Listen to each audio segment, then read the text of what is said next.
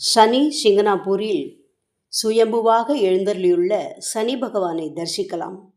சுமார் 5.5 அடி உயரமுள்ள ஒரே கருப்பு கல்லால் ஆன சனி பகவானை தரிசிக்க தினமும் 30-40 பேர் வருகிறார்கள் என்றும், அமாவாசை போன்ற நாட்களில் 3 லட்சம் பேருக்கு மேல் வருகிறார்கள். சுமார் 1500 ஆண்டுகளுக்கு முன்பு இந்த ஊரில் ஆற்றில் இந்த சிலை ஆடு மேய்த்த சிலரால் கண்டுபிடிக்கப்பட்டது. இதை எடுக்க முற்பட்ட போது சனியின் அருள்வாக்கு வெளிப்பட்டது.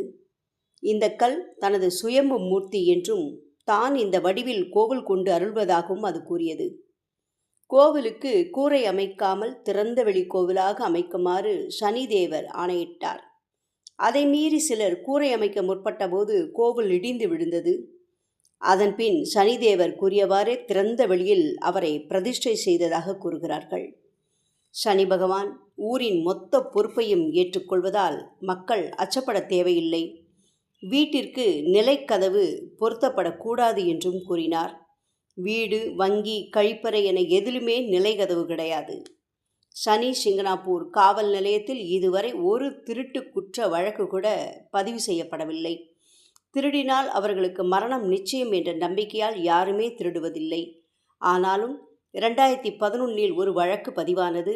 குற்றவாளி இறந்து விட்டார் என்றும் தெரிய வருகிறது.